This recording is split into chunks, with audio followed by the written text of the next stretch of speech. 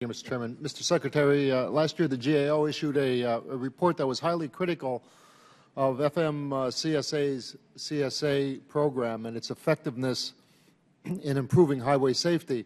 Right around the same time that report was issued, FMCSA issued a report by DOT's Volpe Center, the very organization that developed the methodology behind CSA, that served as a ringing endorsement of the CSA program. One of the major problems pointed out by GAO was that CSA uses data from a significant number of violations that have no causal connection to crashes or predictive ability, a point reinforced by the motor carrier and enforcement communities in separate letters last year.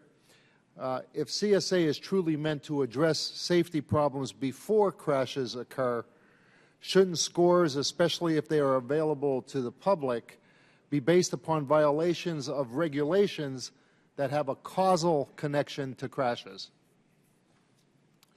I would like to submit a more thorough response to you in writing, but let me just respond briefly here.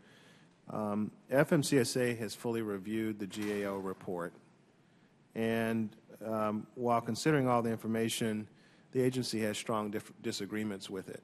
And the primary reason is that the GAO's proposed methodology is inherently flawed, according to FMCSA, and counter to the agency's safety mission.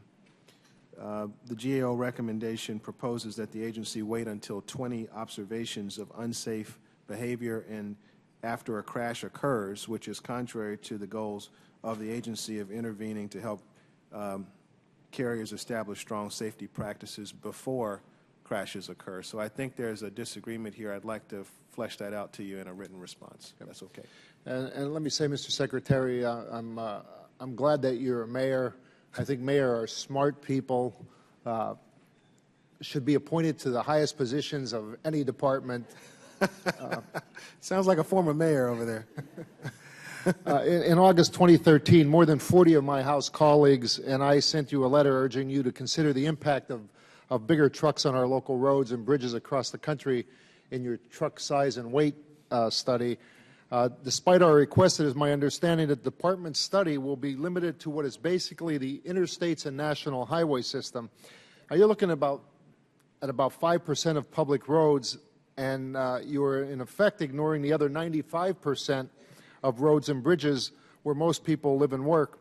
The majority of automobile traffic are on these local roads. I've discussed this issue with city and county officials in my district, and they are very clear in saying to me that their roads and bridges are far different than those that you plan to study. Their roads and bridges are older, and they're in worse condition, and they're many times built to a lower standard, many just a few inches of asphalt on a local road, as you would know as a mayor, versus an interstate that has maybe a foot of concrete. This is a letter from Mayor Joe Iannuzzi from the city of Hazleton, and he says that the roads in his city where the heavier trucks operate have sewer and water pipes beneath them that can be damaged from the heavier truck vibrations because of the only few inches of asphalt that are there. That's not something that you're going to find on interstates. He goes further to say that if bigger trucks are allowed, he'd have to double the public works budget to cover the increased maintenance costs. Don't you agree that we should have data on the impacts of the bigger trucks on the local roads before making the decision to allow them nationally? And how much time and money would you need to extend your analysis to cover the impacts on the local roads where the local taxpayers will be footing the bill? And again, as a mayor, I'm sure you can totally appreciate that. Yes, sir. And frankly, I'm going to need to go back and also respond to you on that question of the local road impacts and how carefully we're looking at it. What I will say, though, is that from the very beginning of launching this study, we have built in some substantial peer review and public input work that is ongoing to stress test the study to ensure that we're looking at what we should be looking at. And so as we go along, it's a report I know people are anxiously awaiting, but we're trying to make sure we get it right. And the kinds of questions you're asking are ones that I think the study will be fundamentally flawed if we're not considering the local roads and the impact that it has on the local taxpayers. Okay. Thank you.